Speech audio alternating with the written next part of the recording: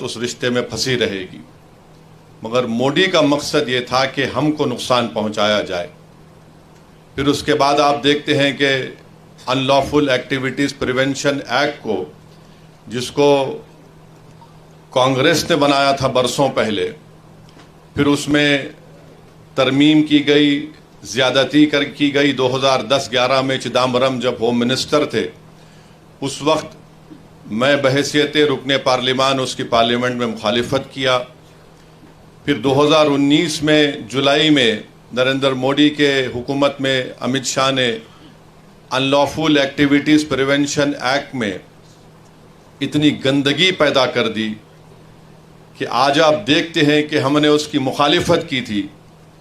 मजलिस इत्तेहादुल मुस्लिमीन ने मुखालिफत की, मगर उस वक्त भी ये तमाम सेकुलर पार्टी जो है वो तायीद किए थे उस बिल के। और आज उस कानून के तहत जो अमेंडमेंट लाया गया था, तरमीम की गई थी, आज आप देखते हैं कि 4.5 साल 5 साल से बच्चे जेलों में सड़ रहे हैं, और ज़्यादातर उसमें मुसलमान, फिर आपके ईसाई, आदिवासी हैं। एक ईसाई 85 साल का ज़ईफ़ शख्स जिसको जेल में डाल दिया गया UAPA में, वो तड़पता रहा, पुकारता रहा कि मैं गिलास उठाकर पानी नहीं पी सकता, मुझे गिलास में, या जो जेल में गिलास होता है उसमें सिर्फ स्ट्रॉ दे दिया जाए कि मैं चूस कर पानी पी सकूं। उसको कोर्ट से इजाज़त नहीं मिली, हुकूमत ने उसकी मुखालिफत की, वो 85 साल का स्टैन स्वामी जेल में ही मर गया। फिर आप देखते हैं कि मोदी ने CAA का क़ानून बनाया, और CAA के क़ानून में यह है कि अगर उसको NPR NRC से जोड़कर देखना ज़रूरी है, और जब NPR NRC होगा, जिसका मुझे ख़तरा है कि इस सितंबर में नरेंद्र मोदी की हुकूमत पूरे मुल्क में सेंसस का काम शुरू करेगी, और मोदी की कोशिश यही है कि सेंसस के साथ NPR और NRC का काम कराया जाए। अगर NPR NRC का काम होगा तो हम तमाम से कहा जाएगा कि आप कागज़ लाकर दिखाओ। आधार कार्ड काबिल कबूल नहीं होगा, पासपोर्ट, रेशन कार्ड काबिल कबूल नहीं होगा, ये शहरियत नहीं देता है आपको। आपको बोला जाएगा कि आपके दादा के अब्बा कहाँ पैदा हुए थे। उस ज़माने में बर्थ सर्टिफिकेट का कॉन्सेप्ट भी नहीं था। बर्थ सर्टिफिकेट का क़ानून तो शायद 1965 या 70 में बना था। इस मुल्क में सिर्फ 6 या 8% लोगों के पास पासपोर्ट हो सकता है। वो क़ानून बना दिया गया। अब सितंबर में अगर सेंसस होगा तो NPR NRC भी ये साथ करेंगे। आसाम में सुप्रीम कोर्ट के तहत NRC हुआ, NPR हुआ, उसमें कुछ 20 लाख के करीब आवाम के नाम नहीं आए, जिसमें 2 लाख मुसलमान थे। उन 2 लाख मुसलमानों से कहा जा रहा है कि आप फॉरेनर्स ट्रिब्यूनल को जाओ और अपनी भारत की नागरिकता, शहरियत साबित करो। और वो जो 18 लाख जो गैर मुस्लिम है, उनसे हेमंत बिस्व शर्मा आसाम का मुख्यमंत्री कह रहा है कि हम CAA के तहत आपको सिटीजनशिप दे देंगे। और आसाम में हमने देखा आज से चंद दिन पहले, हफ्ता भर पहले, 28 के करीब मुसलमानों को, आसाम में एक आसाम बॉर्डर पुलिस है, और आसाम बॉर्डर पुलिस किसी को भी रोड चलते आदमी को उठा सकती है और कहेगी कि तुम बांग्लादेशी हो और तुम साबित करो।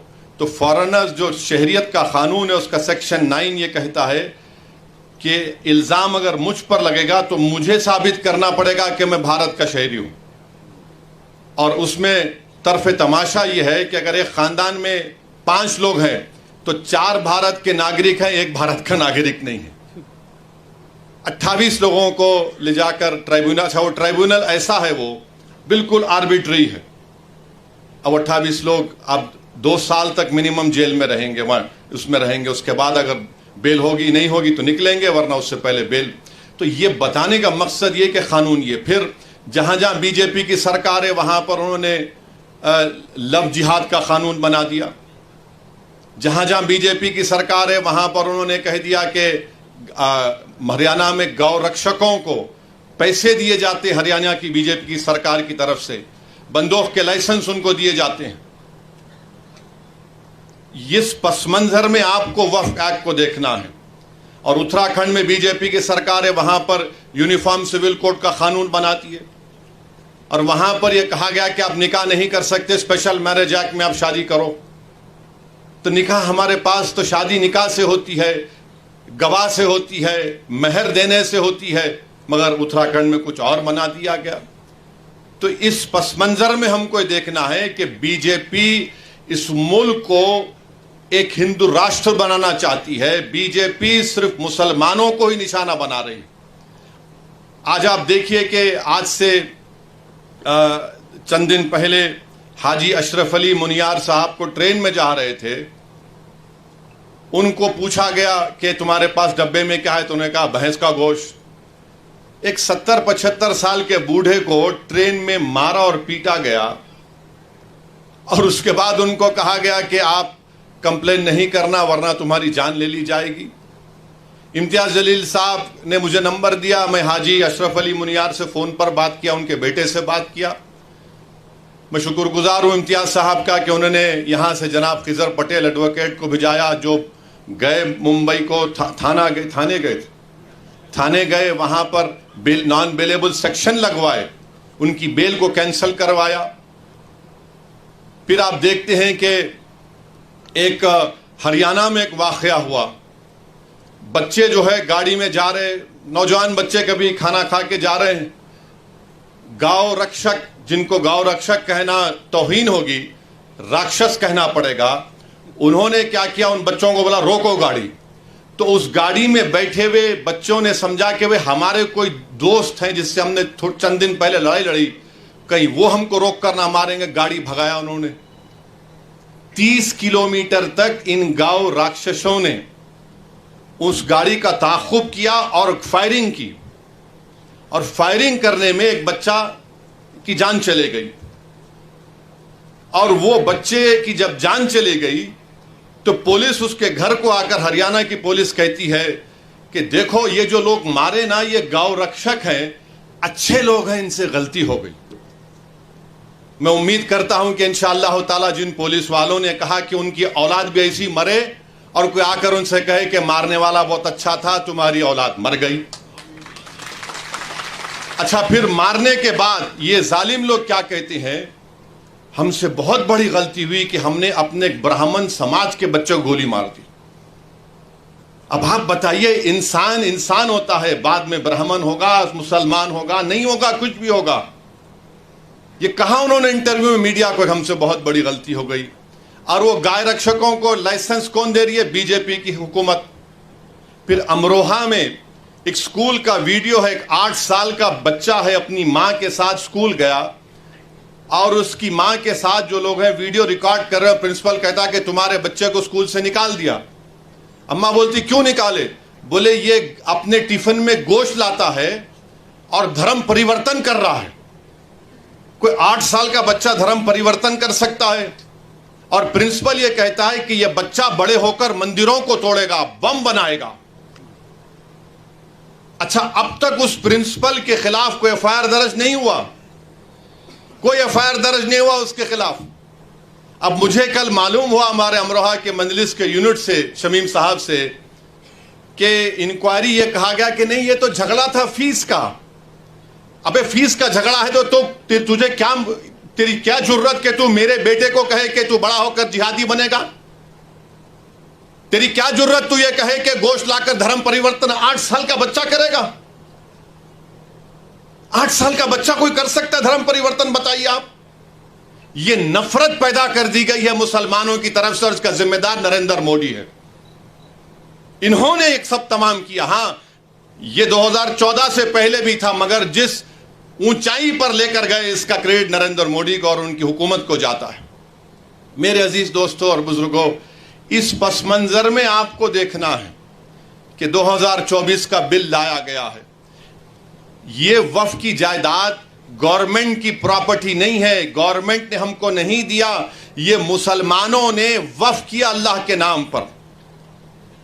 अब नरेंद्र मोदी को तकलीफ क्या है? अब तो माइनॉरिटी का जो वजारत अखिलती बहबूद में मौलाना आज़ाद फेलोशिप थी, जिसमें 800-900 करोड़ मिलते थे, अक़लियतों के बच्चे जिसमें मुसलमान, ईसाई, सिख भी शामिल है, वो पीएचडी करते थे, नरेंद्र मोदी ने उसको भी ख़त्म कर दिया। अब ये कह रहे हैं कि जो जायदाद हमारे बुजुर्गों ने, हमारे आबो अजदाद ने अल्लाह के नाम पे वक्फ की, हम आपसे छीन लेंगे, हम आपसे छीन लेंगे। गवर्नमेंट ने नहीं दिया हमको, ना कांग्रेस की सरकार ने, ना जनता की सरकार ने, ना यूनाइटेड फ्रंट की सरकार ने, ना एनडीए की सरकार ने, ना यूपीए की सरकार ने, नेहरू से लेकर मोदी तक किसी वजीर आजम ने हमको वक्फ की जायदाद नहीं दी। हमारी प्रॉपर्टी है, मुसलमानों की प्रॉपर्टी है, अल्लाह के नाम पर जो वक्फ कर दी गई, इसका मालिक अल्लाह है, उसको मोदी छीनना चाहते हैं। और अफसोस मुझे इस बात का होता है कि यहां पर आप देखते हैं कि महाराष्ट्र में यहां पर शिंदे की हुकूमत है, जिसमें अजीत पवार भी हैं, बीजेपी भी है। जो शिंदे के एमपी पार्लियामेंट में खड़े होकर बोले ये कानून बनना चाहिए। अरे तुम जरा तारीख को पढ़ लेते महाराष्ट्र की। छत्रपति शिवाजी ने अपने जमाने में हजरत पीर बाबा याकूब सरवरी को रत्नागिरी में 652 एकड़ जमीन छत्रपति शिवाजी ने दी थी। और जो छत्रपति शिवाजी को का नाम लेकर अपनी सियासी रोटी सेकते हैं, तुम वक्फ की बिल की मुखालिफत कर रहे हो। 652 एकड़ छत्रपति शिवाजी ने हजरत पीर बाबा याकूब सरवरी को रत्नागिरी में दी। वहां के मुतवल्ली साहब से मैं बात किया, हमारे वकील साहब ने नंबर दिया था। उन्होंने कहा कि ओवैसी साहब मेरे पास 250 साल का रिकॉर्ड है, 250 साल का मेरे पास रिकॉर्ड है। अरे छत्रपति शिवाजी से मोहब्बत करने वालों, तुम कितने दोगले हो, तुम झूठे हो। अगर तुमको छत्रपति शिवाजी से मोहब्बत होती तो तुम मोदी के वक्फ के कानून की मुखालिफत करते, मगर तुमने सिर्फ अपने मफाद के लिए, अपनी सियासी रोटी को सेकने के लिए और अपने मुसलमानों से नफरत के लिए आपने ये काम किया। और इम्तियाज साहब मुझे भी बताए कि जब छत्रपति शिवाजी रायगढ़ में जगदेश्वरी मंदिर को बनाए तो वहां पर उन्होंने एक मस्जिद को भी बनाया। और छत्रपति शिवाजी ने मलिक रिहाई दरगाह को विशालगढ़ में उसको हाथ नहीं लगाया। ये कौन लोग हैं जो जाकर मस्जिद को और दरगाह को हाथ लगा के आए परसों? तुम छत्रपति शिवाजी को मानने वाले हो ना, तुम तो क्या क्या कहते हो और तुम ये काम कर रहे हो। मेरे अजीज दोस्तों और बुजुर्गों, इन चीजों को आपको सामने रखना जरूरी है। और ये आप जानते हैं मुझसे बेहतर कि महाराष्ट्र में इम्तियाज साहब ने रिकॉर्ड दिया कि 53,411 हेक्टेयर जमीन वक्फ की है महाराष्ट्र में। 53,411 हेक्टेयर, जिसमें से औरंगाबाद में 4,099 हेक्टेयर है। तो ये पूरी जमीन नरेंद्र मोदी छीनना चाहते हैं, याद रखिए मेरी इस बात को। और कैसे छीनना चाहते हैं? उन्होंने कानून बनाया। अब ये जो बिल पेश किया गया है, वो बिल में क्या लिखा गया कि सेंट्रल वक्फ काउंसिल में पहले क्या था कि सिवाय वजीर को छोड़कर, मिनिस्टर को छोड़कर अगर कोई गैर मुस्लिम है तो वो चेयरमैन होते थे। उसमें बनते थे 3 मुस्लिम ऑर्गेनाइजेशन से, 4 जो बड़े मशहूर है मुल्क के member, 3 member of parliament, 1 Waqf board का मेंबर, 2 रिटायर्ड जज सुप्रीम कोर्ट का, हाई कोर्ट का, 1 वकील जो पूरा मशहूर हो, और 1 मुतवल्ली से, और 3 आलिम दीन होना चाहिए। अब हुकूमत ये कर दी है कि सिर्फ 2 मेंबर बनेंगे मुसलमानों के, पूरे के पूरे गैर मुस्लिम होंगे सेंट्रल वक्फ, बाकी सेंट्रल वक्फ काउंसिल में।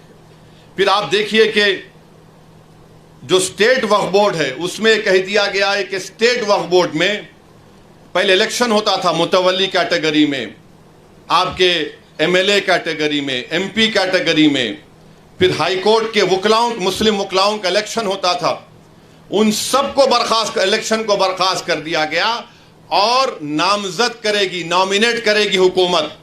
यानी पहले पूरे मुसलमान होते थे, अब सिर्फ शायद 2 या 4 रहने वाले हैं। अब उसमें भी क्या बोल रहे हैं कि एक मुतवल्ली, 2 आलिम दीन और 2 म्यूनसिपैलिटी या पंचायत के मेंबर को बीजेपी मेंबर बनाएगी। अब ये क्यों कर रहे हैं बताता हूं मैं आपको।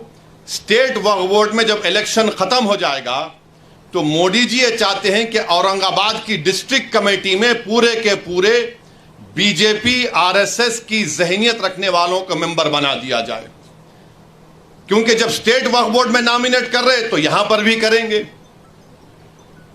आप अंदाजा लगाइए कि ये आर्टिकल 14 के खिलाफ क्यों है। इसलिए है कि एक तो यह है कि जो आप कानून पढ़ेंगे काशी विश्वनाथ का, उत्तर प्रदेश में जो काशी विश्वनाथ का कानून है, उसमें साफ तौर पे कह दिया गया कि काशी विश्वनाथ में कोई भी गैर हिंदू मेंबर नहीं बन सकता। काशी विश्वनाथ का कानून ये कहता है। फिर आप जाकर तमिलनाडु का कानून देख लीजिए, वो भी ये कहता है कि कोई भी मुसलमान या गैर हिंदू उसका मेंबर नहीं बन सकता। तमिलनाडु का 59 का कानून है। फिर आप आंध्र प्रदेश का सेक्शन 3(2), उसमें कहा गया है commissioner, additional commissioner, joint commissioner, बल्कि कोई काम करने वाला भी गैर हिंदू नहीं हो सकता। कर्नाटका का 97 का कानून यह कहता है कि कोई गैर हिंदू मेंबर नहीं बन सकता। ओडिशा का कानून सेक्शन 5 कहता है कि हिंदू ही बनेगा। अच्छा, इन तमाम उत्तर प्रदेश, ओडिशा, कर्नाटका, तमिलनाडु, तेलंगाना, आंध्रा, ओडिशा ये कहता है कि अगर वो हिंदू मजहब को छोड़ता है तो मेंबर नहीं रह सकता हो। अब यहां पर हमारे वक्फ बोर्ड में आप आकर कह रहे हैं कि गैर मुस्लिम भी सेंट्रल वक्फ बोर्ड में बन सकता है। फिर एक झारखंड में एक बहुत बड़ी मंदिर है, वो पूरे मुल्क में 12 ज्योतिर्लिंग में उसका शुमार होता है। ये बीजेपी के लोग बड़ी बड़ी बातें करते हैं, इनको हम अपनी दलील से इनको हम झूठा साबित करते हैं। और वो क्या कानून है आपको बताना चाह रहा हूं कि वो कानून है बाबा बैद्यनाथ धाम। ये उसका 2015 का कानून है। सेक्शन 3 के तहत चीफ मिनिस्टर सब बनते हैं और उसी कानून में ये कहा गया, एक कंटिजेंसी रखी गई कि if the chairman or any of the other members mentioned in section 3(2) or in section 21 be not a Hindu, the state government may nominate any eminent person professing Hindu religion. अरे आप झारखंड के बाबा बैद्यनाथ धाम का कानून यह बनाते और कंटिजेंसी रखते हैं कि अगर कोई उस मंदिर के इलाके का कोई एमपी मुसलमान बन गया तो आप अपने आप को ताकत दे रहे हैं कि वो नहीं, हम किसी हिंदू को बना सकते हैं, ये सेक्शन में कहा गया। अच्छा, फिर आपके महाराष्ट्र में पंढरपुर की मंदिर है ना, पंढरपुर की मंदिर में सेक्शन 22H कहता है कि डिस्क्वालीफाई वो शख्स होगा जो हिंदू नहीं होगा। पंढरपुर की टेम्पल एक्ट कहता है 73 का सेक्शन 22H, निसार साहब जानते हैं। आप नहीं बना सकते किसी गैर हिंदू को। हमारे ऊपर क्यों कर रहे हैं आप ये? इसलिए कर रहे हैं ताकि पूरी जायदादों को छीन लिया जाए। जो 72,000 हेक्टेयर जमीन महाराष्ट्र में है, जब इनके चमचे आके बैठेंगे तो वो तो बादशाह सलामत जिंदाबाद के नारे ही लगाएंगे ना। और बीजेपी वाले बोलते मोदी है तो मुमकिन है, यकीनन मुमकिन है पूरी जायदाद को हड़प कर लेना। और बार बार आरएसएस वाले बोलते अरे भाई ये बताओ कि ये कुरान में लफ्ज वफ कहां पे आया। अरे आरएसएस वालों, दीन हम सीखेंगे उन उलमाओं के पैरों के पास बैठकर। तुम्हारी गंदी जबानों से हमको दीन सीखने की जरूरत नहीं है। अरे अगर आपको पढ़ना है, उलमा इकराम की मौजूदगी में कह रहा हूं कि आप देख लीजिए कि 73 मरतबा कुरान करीम में लफ्ज़ इन्फाक का इस्तेमाल हुआ है। और फिर आप ये भी जानते हैं कि ये जो एक अरबी के आलिम दीन ने मुझे बताया कि लफ्ज़ वफ़ जो है ये अरबी का एक वर्ड है, वखाफा, उससे आता है। अभी जे पहले बोल रहे नहीं, कहाँ है बताओ। कुरान करीम में सुवर का भी जिक्र है।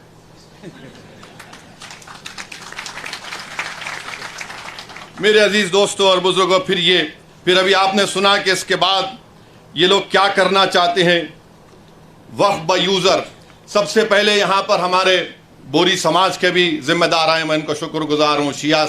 हमारे शिया लोग भी हैं, अहले सुन्नत के भी हैं, देवबंदी भी हैं, बरेलवी भी हैं, जमात इस्लामी के भी। अगर हमारे पास हम ओरली ज़बानी तौर पर बोल सकते हैं कि भाई ये मैं जायदाद को वक्फ कर रहा हूँ, हम ज़बानी तौर पर ये बोल सकते कि मैं अपनी ज़िंदगी में इस शख्स को अपना मुतवल्ली, नायब मुतवल्ली बना रहा हूँ। और हमारे क़ानून में section 123 of transfer of property act में उसको कबूल किया जाता है, हिबा को। मोदी जी कह रहे हैं कि ओरल तरीके से अगर आप बोलेंगे मैं वफ़ कर रहा हूँ, कबूल काबिल कबूल नहीं है। आप कौन होते हमारी शरीयत में मदाखलत करने वाले। 123 ट्रांसफ़र ऑफ प्रॉपर्टी एक्ट में हमको इजाज़त है कि हम अपनी प्रॉपर्टी को दे सकें। और फिर ये कहते हैं कि वक्फ को औलाद आप नहीं कर सकते अगर आप किसी एक लड़कियों के हक को मार रहे हैं, जिसके घर में कोई औरत नहीं है, उसको कोई राइट नहीं देता कि दूसरों के ऊपर उंगली उठाए। आप अंदाजा लगाइए कि कानून ये कहता है कि मैं अपनी औलाद को गिफ्ट कर सकता हूं, चाहे हिंदू हो या मुसलमान हो। कानून ये भी कहता है कि एक हिंदू हमारा भाई अपने विल के जरिए, विल, अगर उसको 2 औलाद है तो एक औलाद को पूरी दौलत दे सकता है। मुसलमान 1/3 से बढ़ के नहीं दे सकता है ना। अगर उसको 2 बच्चे हैं तो एक को 1/3 दे सकता, पूरी नहीं दे सकता। इन वहां के हमारे को सिखा रहे इंसाफ कि मुस्लिम खवातीन के बच्चों का हक नहीं मारना, गिफ्ट दे सकते। विल पावर आपके पास है। अच्छा, फिर आप ये भी देख लिया, अगर कोई हमारे हिंदू भाई बहन में अगर मर्द और शौहर है, दोनों काम करने वाले हैं, अगर शौहर मर गया तो शौहर के मरने के बाद उसकी जायदाद बीवी को नहीं मिलती, उसके मां बाप को मिलती। अगर वो उसकी बीवी मर गई तो बीवी की जायदाद उसके शौहर के मां बाप को मिलती। अब उस पर बात करो मोदी जी। आप हमसे कह रहे हैं हमारे पास अगर कोई ऐसा मरते हैं तो हमारे पास तरीका है किसको कितना मिलता है। ये कर रहे हैं। मतलब क्या है कि हमारे शरीयत को हमसे छीन लिया जाए। फिर उसके बाद ये उसमें यह भी बात कही दी गई कि वक्फ ब यूज़र, आंध्र प्रदेश में वक्फ ब यूज़र के बारे में आपको बताऊंगा कि उत्तर प्रदेश में 90% जायदादें, उत्तर प्रदेश में 90% जायदादें वक्फ ब यूज़र हैं। वक्फ 1 लाख, उत्तर प्रदेश में 1,22,599 वक्फ की जायदादें हैं, जिसमें से 1,12,000 तो खाली वक्फ ब यूज़र है। और वक्फ ब यूज़र का मतलब क्या है कि कोई किसी मस्जिद में उसका कब्जा है, 100 साल से है और वहां पर नमाज हो रही है, दरगाह है, खानका है, उर्स हो रहा है। अब आप बताइए, ये कह रहे हैं वक्फ ब यूज़र नहीं होगा। यानी मैं जो लॉ ऑफ एविडेंस है, निसार साहब बताएंगे तफसील से बाद में आपको। पोजेशन का मतलब यह नहीं है कि मालिक बन जाऊं, तो पोजेशन के लिए इस्तेमाल भी तो है। मस्जिद है, इस्तेमाल कर रहा हूं नमाज के लिए, ईदगाह है, नमाजें हो रही हैं, दरगाह है, खानखाएं हैं। तो मोदी जी को मालूम था कि उत्तर प्रदेश में 1,12,000 मुसलमानों की जायदादों को कैसे हासिल करना है, तो वक्फ ब यूज़र उड़ा दो। तेलंगाना में आप देखिए करीब 33,000 के करीब वक्फ की जायदादें हैं। तेलंगाना में जो 33,929, जिसमें से 90% जायदादों के पास डीडी नहीं है। डीडी नहीं है। अब ये डीड का चक्कर ये है कि अगर खुदा ना खास्ता यह कानून बन जाएगा तो फिर आपको जितनी वक्फ की जायदादें हैं उसको रजिस्टर करवाने के लिए जब आप जाएंगे कलेक्टर साहब के पास, तो कलेक्टर बोलेगा कहां है इसका कागज। CAA में कागज पूछ रहे, ये कानून में भी कागज पूछ रहे। अब आप बताइए कि 300 साल, 200 साल, 100 साल पुरानी जायदादें हैं, कौन सा कागज रहेगा? कौन सा कागज रहेगा बताइए आप। नहीं, कागज लाओ तभी इसका रजिस्ट्रेशन होगा। तो वक्फ बाय यूजर आप अंदाजा लगाइए कितना बड़ा नुकसान हमारा होने वाला है। फिर उसके बाद इसमें सेक्शन 3C है, वो ये कहता है कि अगर कोई भी जायदाद वक्फ की है, यह कानून बनने से पहले और बाद में कोई भी जायदाद वक्फ की है और यह कानून से पहले और कानून के बाद वो वक्फ की जायदाद नहीं होगी ता वक्ते कलेक्टर फैसला नहीं करेंगे। कौन कलेक्टर है ये भाई? कलेक्टर साहब के पास कोई भी जाके बोल देगा कि देखो ये जायदाद वक्फ की नहीं है, ये शिवसेना वाले जाके बोलेंगे, बीजेपी RSS वाले जाके बोलेंगे। कोई कलेक्टर हुकूमत के वक्फ के खिलाफ फैसला देगा? कोई जाकर उसको, वो तो कलेक्टर साहब सोचेंगे अरे भाई मेरे को तरक्की करना है। और कानून ये कहता है कि कोई भी अपने ही मामले में जज नहीं बन सकता। अपने ही केस में जज कैसा बनेगा कलेक्टर, जिसको लैटिन में बोलते न्यूमो जुडोक्स इन कॉजा सुआए।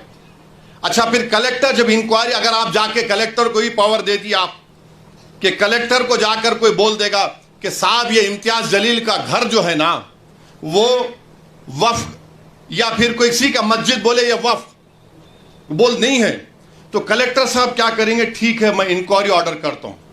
अच्छा, उसमें लव का इस्तेमाल हुआ कानून में कि कलेक्टर जिस तरह चाहे उसका इंक्वायरी का तरीक़ेकार अपनाएंगे।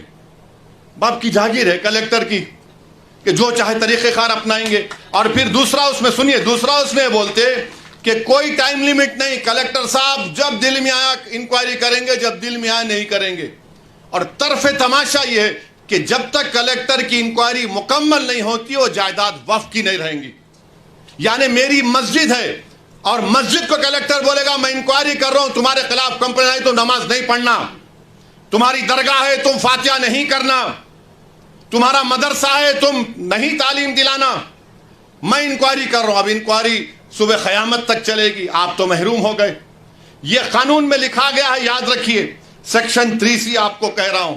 अब यह सेक्शन 3 का मतलब क्या है कि दिल्ली में 316 जायदादों पर गवर्नमेंट का कब्जा, राजस्थान में 60, कर्नाटका में 40, मध्य प्रदेश में 50, यूपी में 60, उड़ीसा में 55। और सच्चर कमेटी में कहा गया कि दिल्ली के जो 123 जायदादें जो हुकूमत नहीं दी मुसलमानों को, 2007 में सच्चर कमेटी में कहा गया कि उसकी कीमत 7,000 करोड़ थी। 7,000 करोड़ कीमत थी उसकी। आज हम 2024 में आ गए। कौन वक्फ को छीन रहा है? नरेंद्र मोदी दुनिया का सबसे बड़ा झूठा है और जालिम है। आप कब्जा करके बैठे हैं, 84 से कब्जा करके बैठे हैं, बल्कि उससे पहले से। और 7,000 करोड़ की जायदाद, यानी कलेक्टर साहब जैसा कानून बनेगा कलेक्टर साहब बोल देंगे नो नथिंग डूइंग। ये 123 प्रॉपर्टीज जो 2007 में 7,000 करोड़ की थी, आज 2024 में शायद कम से कम 20,000 करोड़ की तो हो सकती है। मोदी जी बोलेंगे नहीं नहीं भाइयों बहनों, मैं तुम्हारा भाई हूं, 20,000 करोड़ दे दो तुम मेरे को। अरे आप अंदाजा लगाइए, सेक्शन 3C को निकाल कर ये कह रहे हैं। और फिर आप ये भी जानते हैं कि जब कलेक्टर बैठेगा, आर्कियोलॉजिकल सर्वे ऑफ इंडिया आसार कदीमा में दिल्ली में 172 प्रॉपर्टीज पर आसार कदीमा कब्जा करके बैठा है। जैसा यह कानून बनेगा उसमें कब्रस्तान भी है, उसमें मस्जिद भी है, ईदगाह भी है, जमीनात है। एएसआई बोलेगा हम मालिक तुम आउट। आपका यहां पर महाराष्ट्र में है, अहमदनगर में है, औरंगाबाद में आसार कदीमा के है। और आसार कदीमा के लोग बोलते, मोदी की तरफ से बोलते नहीं नहीं हम कैसा बचाएंगे। आसार कदीमा के कानून में शेड्यूल 6 है लिविंग मॉन्यूमेंट, यानी जिंदा मॉन्यूमेंट है। बोलते नहीं नहीं, आप लोग वहां पर वो मस्जिद में मदरसा खोल लिए। अरे दीवाने, तुम्हारा आसार कदीमा का जो कानून का सेक्शन 16(1) ये कहता है कि रिलीजियस कैरेक्टर को नहीं बदला जा सकता, रिलीजियस कैरेक्टर को नहीं बदला जा सकता। वो कानून ये भी कहता है कि अगर गवर्नमेंट एक्वायर भी कर ले उस प्रॉपर्टी को, तब भी रिलीजियस कैरेक्टर नहीं बदला जा सकता। ये आसार कदीमा के लोग, ये हिंदुत्व के इशारे पर नाचने वाली कठपुतली है ये लोग। दौलताबाद किले की मस्जिद को क्या किए थे, बोलूं मुंह खोल के अभी मैं? आजादी मिलने के 1 साल के बाद क्या नाम रख दिया तुमने उस जगह का? 16 कह रहा है कि उसके रिलीजियस कैरेक्टर को नहीं बदल सकते। मकसद एक ही है। देखिए, गवर्नमेंट का डेफिनेशन निसार साहब बढ़ा दिया गया, गवर्नमेंट का डेफिनेशन में बढ़ा दिया गया, तो ऐसा ही गवर्नमेंट हो गई। और गवर्नमेंट हो गई तो आर्टिकल 12 में आप इंजस्टिस नहीं कर सकते, आप स्टेट हैं, आप आर्टिकल 25, 26 का वायलेशन नहीं कर सकते। मगर यह कानून ऐसे बनाया जा रहा है कि एक तरफ जमीन खींचो, मस्जिदों को छीन लो, दरगाहों को खाली कर दो, खानखाहों को बर्बाद कर दो, और आसार कदीमा में जितने मसाजिद हैं उसको छीन लिया जाए। और वो रिलीजियस कैरेक्टर मस्जिद है तो मस्जिद में मदरसा है। नहीं, आप वहां वजू खाना बना लिए तो मैं कहां जाके वजू करके आऊंगा? मस्जिद है ना, नमाज हो रही है। तो इनका मकसद यही है कि ASI के कानून को, ASI के जरिए से ये तमाम जायदादें हमसे छीन ली जाए। ASI के कानून को सेक्शन 5, सेक्शन 6, सेक्शन 8 आप पढ़िए, आपको मालूम हो जाएगा। फिर वहीं पर आप देखिए, अगर आपको ये एक और उसमें बिल में लाए कि जैसा वक्फ कानून बन गया खुदा ना खास्ता, ये तो 6 महीने में सब रजिस्टर कराना। अच्छा, औरंगाबाद में जितनी प्रॉपर्टी आपकी, आप बोले ठीक है भाई अब कानून बन गया, हम जाके इसको पोर्टल पे चढ़ाएंगे। कोई RSS का आदमी जाकर कलेक्टर को बोलेगा नहीं ये मौलाना का मदरसा वक्फ का नहीं है, कलेक्टर साहब बोल दिए रोक दो, नहीं करना इंक्वायरी। अब इंक्वायरी चले, अब तक गया वो। सेक्शन 4 में सेक्शन 3 भी उसका कहता है। फिर कलेक्टर की रिपोर्ट, कलेक्टर साहब लिख के बोल सकते मेरे को तुम्हारा चेहरा पसंद नहीं आया, तुम ये मस्जिद पे खड़े थे, मैं इंक्वायरी ऑर्डर कर रहा हूं। ये सेक्शन 36(7) कह रहा हूं। रजिस्ट्रेशन 36(F) में जो रजिस्ट्रेशन का कानून लगाया गया, अब स्टैंप एंड ड्यूटी पे लगाना पड़ेगा आपको, यानी आप वक्फ कर ही नहीं सकते। फिर CO है, चीफ एग्जीक्यूटिव ऑफिसर, हमेशा मुसलमान होता है, तो आप उसको कह रहे हैं कि, और सेक्शन 40 में CO को इख्तियार कि अगर आप वो देखें कि किसी कब्रस्तान पर वहां पर जायदाद बना रहा है तो CO जाकर रोक सकता है, उसको बोलता है वक्फ है। कोई जाकर मस्जिद को तोड़ रहा है तो सेक्शन 40 में CO रोक सकता है। मोदी ने कहा कि नहीं नहीं, ये सेक्शन 40 भी मैं निकाल देता हूं, CO कुछ नहीं करेगा। ये इस कानून में बात कही गई। अब फिर वक्फ की जायदाद को बचा रहे हैं बीजेपी वाले, बोलते नंबर ही झूठे हैं। मौजूदा कानून ये कहता है सेक्शन 52 में, अगर कोई वक्फ की जायदाद को चोरी करता है, जायदाद को बेचता है, तो 2 साल कैद बामुशक्कत सजा है, 2 years rigorous imprisonment. Modi ji फजीलतुल Sheikh हैं, हजरत मौलाना है, हजरत इबलीस की तालीम याफ्ता मदरसे के तालिबे इल्म में गोल्ड मेडल मिला है उनको। उन्होंने कह दिया कि 2 साल रिगरस इंप्रिजनमेंट नहीं, 1 year सिंपल इंप्रिजनमेंट। 2 साल कैद बामुशक्कत की जगह 1 साल। पहले नॉन बेलेबल था, मोदी जी बोले जेलों को खाली कर दूंगा, वक्फ को लूटो। अब बेलेबल कर दिए। पहले जुडिशियल मैजिस्ट्रेट के पास, फर्स्ट MM के पास जा, बोले नहीं नहीं जरूरत ही नहीं है, मैं हूं तो मुमकिन है, ये काम कर दिए। फिर उसके बाद आप देखते हैं कि लिमिटेशन का कानून, लिमिटेशन का कानून क्या है कि अगर आप किसी की जमीन पर 12 साल एडवर्स 12 साल आप काबिज हैं तो आप ओनर बन जाते। वक्फ के कानून में नहीं है, आप 11 साल रहो, 100 साल रहो, 200 साल रहो। इसीलिए रत्नागिरी में वो जो मुतवल्ली जिसको छत्रपति शिवाजी ने जायदाद दी थी, वो 250 साल से वगैरह के कागजात है। अब अगर लिमिटेशन निकल जाएगा तो वो 250 एकड़ पर, बल्कि 652 एकड़ पर जो लोग काबिज है वो सब मालिक बन जाएंगे। मोदी जानते हैं कि पंजाब में कई ऐसी जायदादें हैं जो खाली पड़ी हुई है। तो मोदी जी बोले, एक मीटिंग में मोदी बोले मैं ड्रोन भिजा के मालूम कर लेता हूं, जाके देखो गूगल पे आप। तो शायद नरेंद्र मोदी ने ड्रोन भेजा होगा पंजाब को और रत्नागिरी को, देखा होगा अरे हाँ यहां पर फायदा है। मेरे भाई, लिमिटेशन का जो मामला है, हिंदू एंडोमेंट बोर्ड में लिमिटेशन का सेम कानून है। अगर कोई हिंदू मंदिर की जायदाद पर 50 साल से भी काबिज है तो काबिज है, वो मालिक नहीं बनता। मोदी कह रहे हैं तू काबिज है, मैं तुझे मालिक बनाऊंगा। यह इस कानून में लाया गया है। और फिर उसके बाद आप देखते हैं कि ऐसी ट्राइब्यूनल का मामला है। ट्राइब्यूनल जो है, वक्फ का एक ट्राइब्यूनल होता है। अगर कोई हिंदू भाई ये कहे, मिसाल के तौर पर समझा रहा हूं, कि अगर औरंगाबाद में एक जायदाद को वक्फ कर दिया गया तो कैसे वक्फ होती है? गवर्नमेंट का एक सर्वे कमिश्नर होता है, गवर्नमेंट का, महाराष्ट्र सरकार का। वो सर्वे कमिश्नर जाकर देखता है कि भाई ये वाकई में जो वाकिफ है उसकी जायदाद है नहीं। वो जब मुतमईन हो जाता, सर्वे कमिश्नर महाराष्ट्र की सरकार को लेटर लिखता है कि इसका मालिक फला शख्स है, इसको वक्फ किया जा सकता है। महाराष्ट्र की सरकार गजीट इशू करती है और उस गजीट का मुखालिफत मुसलमान 1 साल तक कर सकता है और गैर मुस्लिम कभी भी कर सकता है। अब उसके बाद वो ट्राइब्यूनल को गया। ट्राइब्यूनल में जैसा कि निसार साहब ने बताया कि यहां का डिस्ट्रिक्ट सीनियर जज ट्राइब्यूनल का जज होता है, एक शख्स जिसको इल्म मालूम, उनका तखर्रुर, और एक गवर्नमेंट की तरफ से। अब मोदी जी बोले कि नहीं नहीं नहीं, ये ट्राइब्यूनल का फैसला फाइनल कैसे होगा? फाइनल नहीं हो सकता है। और मोदी जी ने क्या किया? रिटायर्ड डिस्ट्रिक्ट जज और एक रिटायर्ड गवर्नमेंट एम्प्लॉय, वो तय करेगा।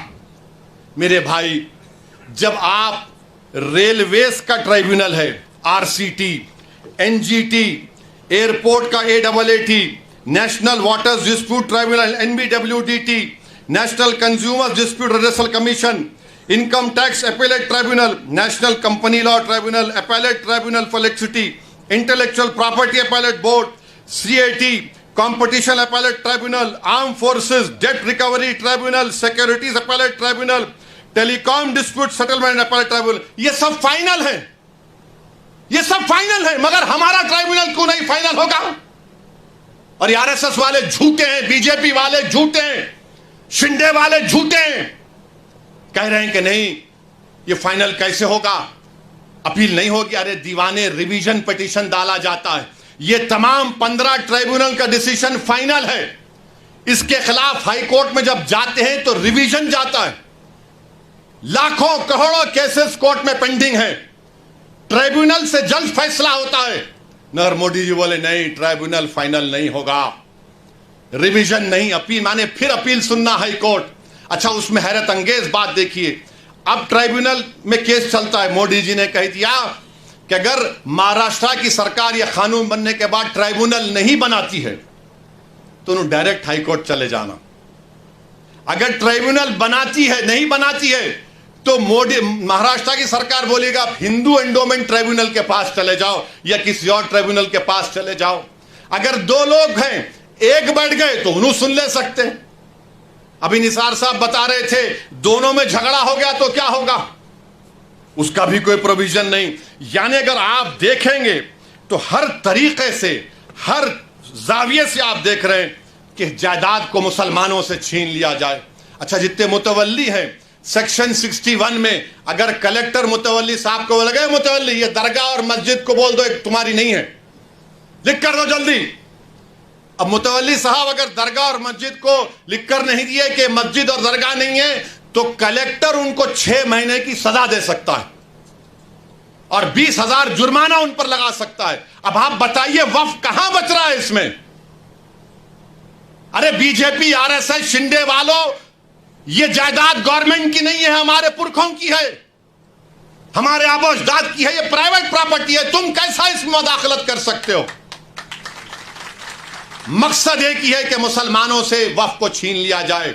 और मुझे आखिर में सिर्फ इतना कहना है कि मुझे मौलाना खालिद सैफुल्लाह रहमानी साहब दामन बरकातहू के अल्फाज याद आ रहे हैं।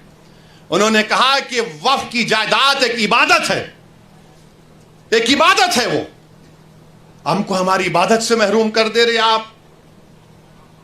दरगाह सलीम चिश्ती है। बाज ऐसे रंग बिरंगी कपड़े पहनकर मोदी के पैर छूने वालों, तुम्हारे बाप दादा की खबरों को जब छीन लिया जाएगा तुमको अंदाजा होगा।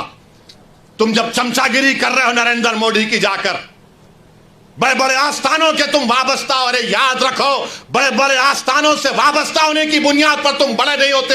अल्लाह का खौफ और उसके हबीब से मोहब्बत तुमको बड़ा बनाती। वहां जाकर बोले नहीं ऐसा नहीं है। अरे तुम्हारे बाप का है ये वक्फ, तुम्हारे बाप का वक्फ है ये अल्लाह के नाम पर किया गया वक्फ है। इसका मालिक अल्लाह है, सुबह क़यामत तक इसका मालिक अल्लाह रहेगा। मगर ये लोग जाकर चापलूसी कर रहे हैं, चमचागिरी कर रहे हैं। तो मेरे अजीज दोस्तों और बुजुर्गों, ये चीजों को देखकर मेरी आपसे अदबन गुजारिश है कि आप लोग all India Muslim personal law board ने जो फैसला लिया है कि आप इस कानून के खिलाफ आप लोग QR कोड के जरिए या अपने लेटर के जरिए या ईमेल के जरिए आप जॉइंट वर्किंग कमेटी को भिजाइए, अपना प्रोटेस्ट लॉन्च करिए। 15 सितंबर तक आखिरी तारीख है, या तो अंग्रेजी में होगा या हिंदी में होगा। मेरी आपसे गुजारिश है कि इसका आगे बढ़कर हिस्सा लीजिए। याद रखो मुसलमानों, हमने एक मस्जिद को खो दिया, तुम और कितनी मस्जिदों को खोने के लिए तैयार हो। एक मस्जिद को हमने खो दिया। याद रखो अगर यह खुदा ना खास्ता कानून बनेगा तो सिर्फ काशी मथुरा नहीं, कोई मस्जिद नहीं बचेगी भारत में जो झगड़े शुरू हो जाएंगे। मस्जिदों को बंद कर दिया जाएगा, कलेक्टर बोलेगा नहीं मस्जिद नहीं है, खानखाओं को दरगाहों को बंद कर दिया जाएगा। इस तरह का गंदा कानून नरेंद्र मोदी बना रहे हैं। और अजीत पवार का मैंने एक इंटरव्यू पढ़ा अखबार में, उन्होंने कहा कि हम महाराष्ट्र के विकास के लिए मोदी का साथ दे रहे हैं, सेकुलरिज्म पर हम कॉम्प्रोमाइज नहीं करें। तो अजीत पवार, अगर सेकुलरिज्म तुम में जिंदा है तो तुम खुलकर इसकी मुखालिफत करो, बोलो तुम जाकर मोदी को यह कानून गलत है। जो छत्रपति शिवाजी को मानने वाले हैं, क्या तुम भूल गए कि छत्रपति शिवाजी ने रत्नागिरी में उस दरगाह को 652 एकड़ जमीन दी थी? ये कौन सी तुम्हारी मोहब्बत है? ये हमारी जमीन है, हमारी जायदाद है, अल्लाह के नाम पर इसका मालिक अल्लाह है। तुम हमसे छीनना चाह रहे हो।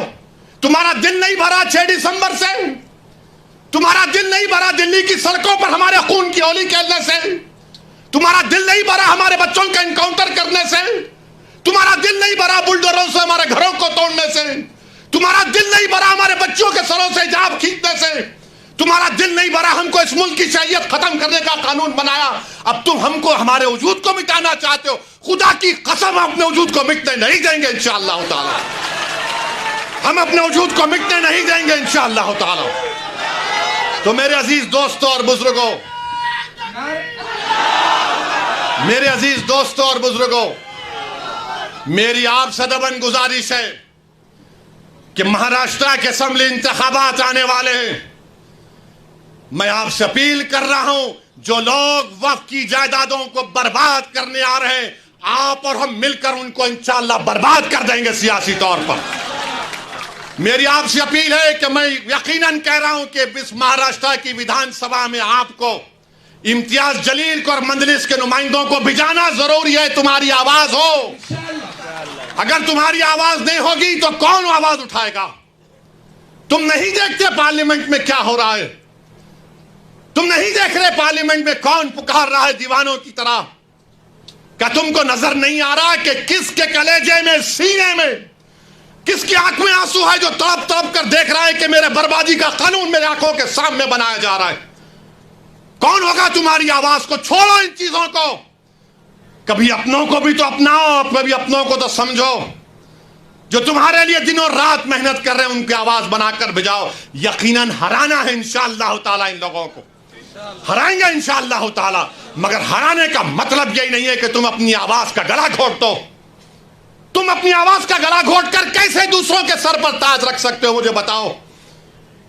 यह तो नहीं हो सकता मेरे भाई। तो मेरी आपसे गुजारिश है कि इस बात पर भी आप गौर करिए। हम लड़ रहे हैं और लड़ते रहेंगे इंशाअल्लाह ताला। और अगर मोदी ये कानून बनाते हैं तो जैसा कि पर्सनल लॉ बोर्ड ने फैसला लिया कि अगर एहतजाज होगा मोदी जी तो आप हमारे वजूद को मिटाना चाह रहे हैं, बेहतर यह है कि मैं रोड पर आकर अपने आप को खत्म कर लूं, मगर अपने घर में बैठकर अपनी जायदादों को छीनना नहीं देख सकता जो अल्लाह उसका मालिक है। मैं घर में बैठकर नहीं दे सकता कि जिसका मालिक अल्लाह है उसको जायदाद को छीन लिया जाए। यह हुकूमत की जिम्मेदारी होगी।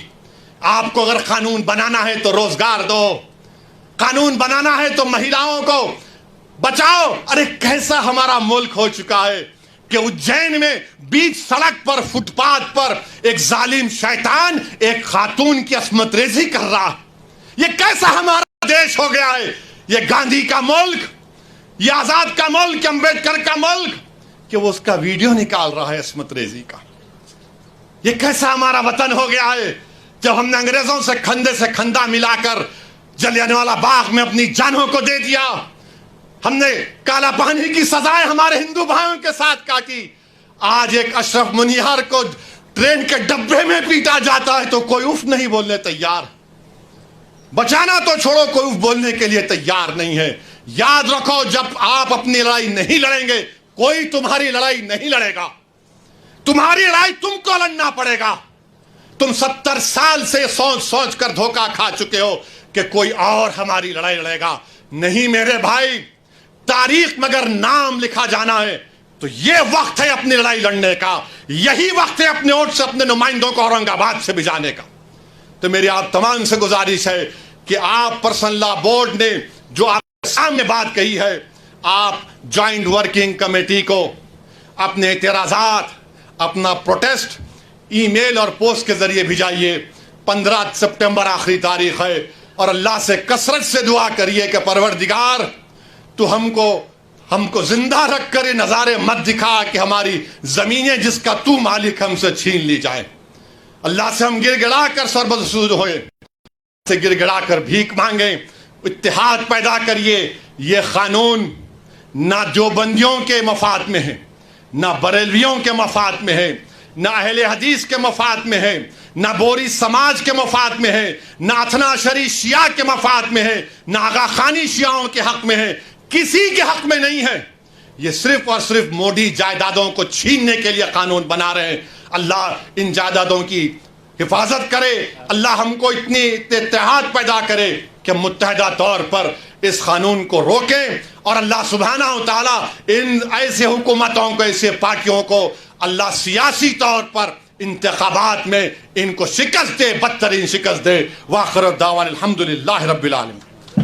जज़ाकल्लाह खैरन कसीरा भाई, आप तशरीफ रखें। किसी के जहन में अगर कोई सवाल इस कवानीन से लेकर है, कवानीन के मुतालिक अगर कुछ सवालात है तो इंशाअल्लाह सदर मोहतरम उसके जवाब देंगे। भाई तमाम अहबाब अपने अपनी जगहों पर बैठ जाए।